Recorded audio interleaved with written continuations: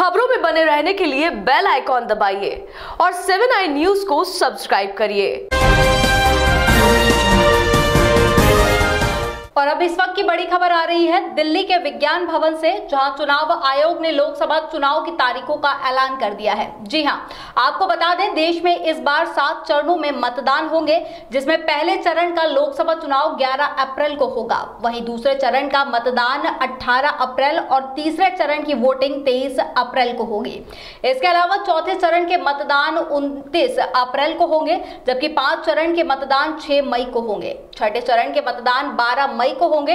वहीं 7वें चरण के मतदान 19 मई को होंगे। बहरहाल सीईसी सुनील अरोड़ा चुनाव को लेकर महत्वपूर्ण प्रेस कॉन्फ्रेंस कर रहे हैं। गजट नोटिफिकेशन होने का दिन 18/3/2019 Monday. Phase 1 date of poll first phase 11th April Thursday. Date of counting 23rd March Thursday. 23rd May 2019. I will repeat the date of poll. First phase 11th April. Second phase 18th April. Third phase 23rd April. Fourth phase 29th April. Fifth phase 6th May. Sixth phase 12th May. Phase 7 19th May. Am I clear now? All counting and all countings without no need to say, but I am repeating 23rd May. Now the Lok Sabha state-wise details if you want, or otherwise I'll just tell you that in phase 1 there are total 543 constituencies, as you are all aware. Phase 1 is 91 in 20 states. In 20 states, phase 1 is 91 in 20 states.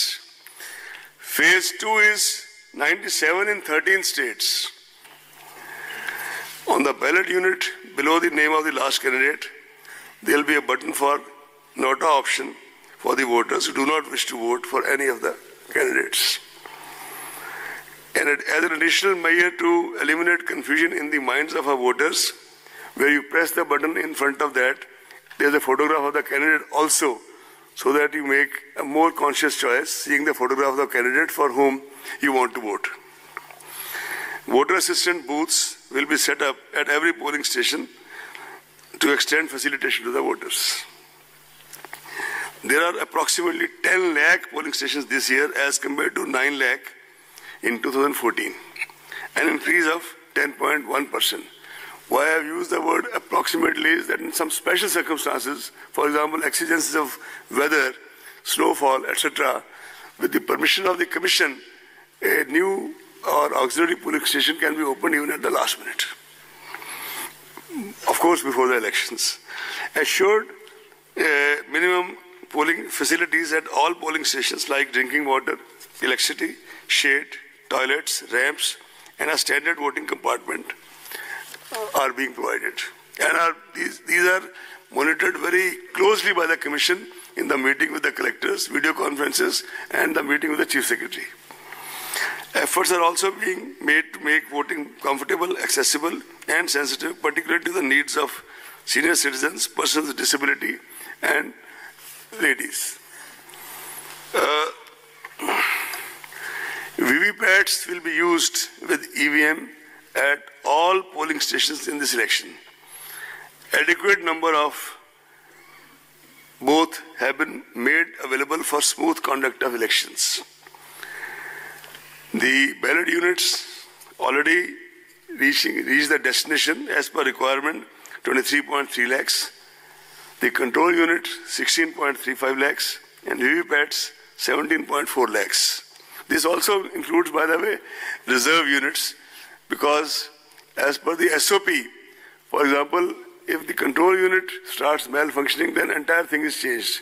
But if the VVPAT stops malfunctions, VVPAT is changed, something like that. And these are details. So accordingly, the requirement as well as the reserves have been worked out. The Commission has specified elaborate standard operating procedures for EVMs and VVPATs, including FLC, mock poll, two-stage randomization, mandatory VVPAT slip count in one randomly selected polling station per assembly segment. There are very stringent security and administrative protocols related to the machines, including their storage movement, usage, as well as handling reserve and VVPATs. In fact, after these 4 or 5 anecdotal incidents of the last 5 poll-gone states, new, fresh SOPs have been issued for making the last mile transportation even of the reserve EVMs very, very stringent and rigid, including the putting of monitoring by GPS, etc. The Commission has laid a lot of emphasis on widespread demonstration and awareness activities at the assembly as well as booth level in order to familiarize as many voters as possible with EVM and VVPATs. Consequent on the schedule of announcement of general elections through the press note, the MCC for the guidance of political parties and candidates comes into effect from today itself in the entire country. The Commission calls upon political parties and candidates to strictly adhere to the same. Elaborate arrangements have been made to ensure effective implementation of the MCC, and any violation, repeat, any violation will be dealt with in the strictest manner. All the candidates are required to file an affidavit in Form 26 along with their nomination papers, which includes information on their criminal antecedents, if any, assets, liabilities, and educational qualifications. As all of you are aware, recently all the proposals of the Commission regarding the expansion of and revealing more information, including of HUF, was accepted by the Ministry of Law, and accordingly the Form 26 has been already revised and circulated all over. This format was amended on 26 February 2019. Non-filling of this affidavit in the prescribed format, which also now includes giving you a PAN number, if you have, will result in rejection of nomination paper. Candidates with criminal antecedents would be required to furnish information in this regard in the local newspapers and TV channels on 3 occasions during campaign period. Elaborate arrangements have been made to ensure peaceful conduct of elections. In order to curb noise pollution and prevent disturbance to the people at large, usage of loudspeakers is prohibited at night between 10 p.m. to 6 a.m. No loudspeakers permitted at all during the period of 48 hours ending with the hour fixed for conclusion of poll in the polling area. Commission has also directed political parties, candidates, agents to desist from using environmentally hazardous publicity materials and promote usage of eco-friendly substances for preparation of election campaign material. This is a new effort by the Commission, but this is kind of appeal to everybody to use this. CAPF, Central Police Forces, are going to be deployed in large numbers, the numbers can't be discussed, to ensure free and fair elections well in advance for area domination, especially in areas which are very, very sensitive, route marches and patrolling to enhance confidence and reassure the voters. Targeted deployment of Central Forces in all expenditure-sensitive constituencies all over the country. They will also undertake special confidence-building measures through route patrolling and route marches in order to bolster especially the confidence of weaker sections of the society, weaker and more vulnerable sections of the society. Preventive measures are being taken by the district magistrates and police authorities to maintain law and order. Commission lays equal emphasis on sufficient deployment of video cameras, CCTVs and webcasting, especially at the critical and vulnerable polling booths. All critical events shall be videographed. Commission appoints sufficient number of general observers, police observers, expenditure observers, awareness observers and micro observers to closely monitor various stages of the election process. Control rooms and complaint monitoring systems are set up with 24 hours toll-free numbers. In fact, on the issue of sentinel observers, this time Commission has taken a conscious decision that wherever required in those states or UTs which are expenditure sensitive and wherever there are major security issues, we would be sending special observers of sufficient seniority and experience and standing and stature to these places. I'll not be able to name the states because that's not something which kind of in advanced level state like this, but we have all the information and we'll act accordingly. We also now have, by now, thanks to our IT and ICT wings, stringent monitoring of all critical events of the poll day using the state-of-art IT applications. This includes one of the most major, this is C-Vigil, which is an Android app which helps citizens to record any violation of Model Code of Conduct on the mobile and promptly send to election authorities for option. By the way, this was started on a trial basis during Karnataka elections in Bangalore under the direct supervision of the Commission and extended subsequently to all these 5 poll-gone states. In these 5 poll-gone states, almost 28,000 such complaints were received. A citizen can give his or her name and number, and the authority on the other end is duty-bound, no options, to report back within 100 minutes the action being taken, proposed to be taken, etc.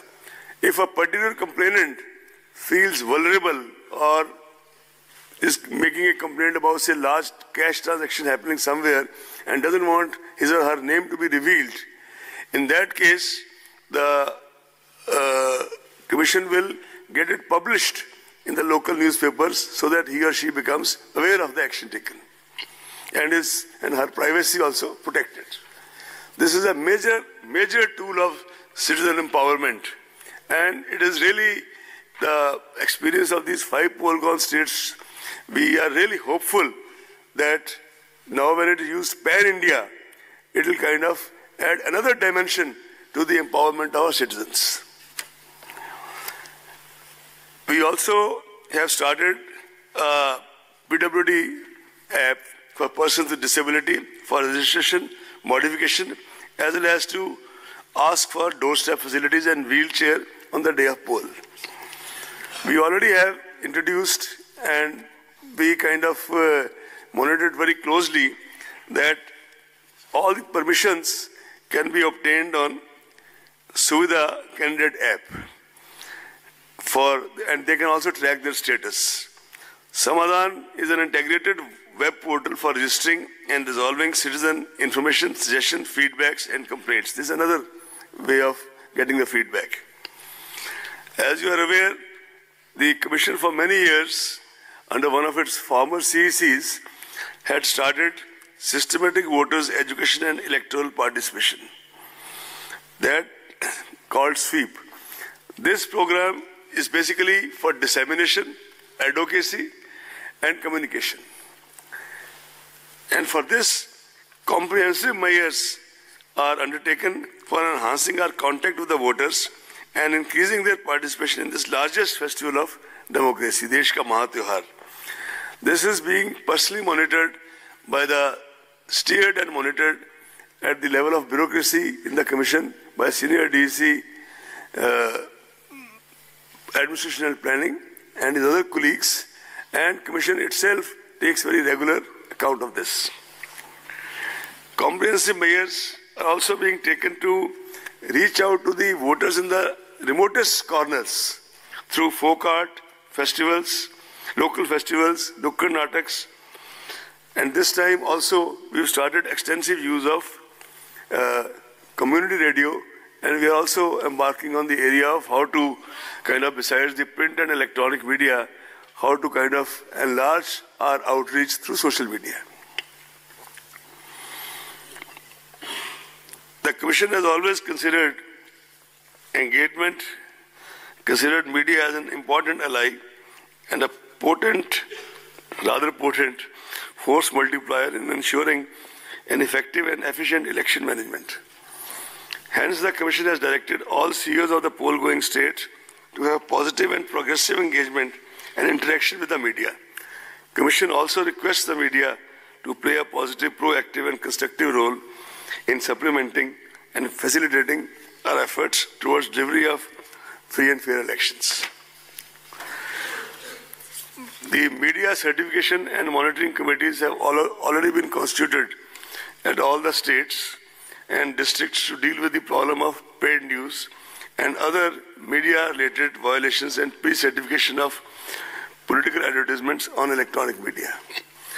An additional member, a social domain media expert, is included now in the membership of the MCMC, this Media Certification and Monitoring Committee at the state and district level, so as to get inputs from his or her side.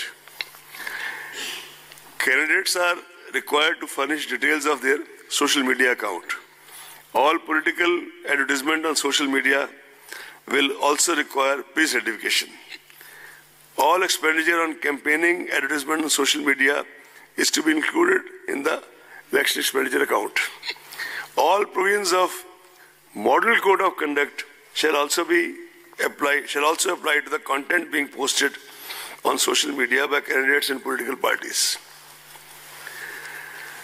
And based on the recommendations made by the committee appointed by the Commission regarding the further enlargement of Section 126 of RPA in sync with the new media and deliberations made with the various other stakeholders, social media platforms, the major steps are as follows.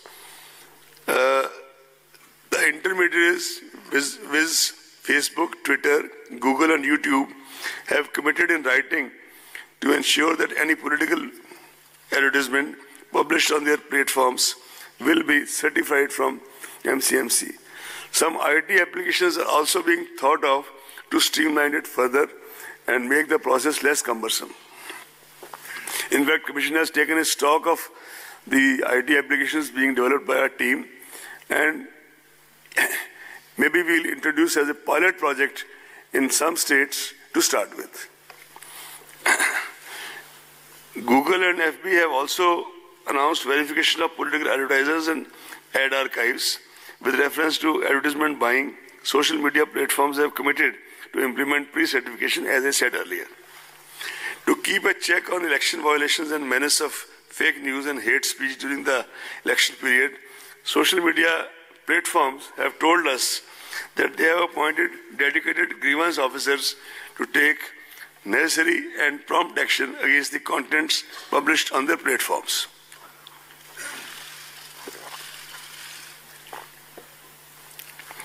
Social media platforms have committed to take action on any content reported by designated officers of ECI also, which violates various electoral laws. Internet and Mobile Association of India, in consultation with ECI, is formulating a set of code of ethics for intermediary online platforms. This is a work in progress. Now I will start reading what you all have been waiting for.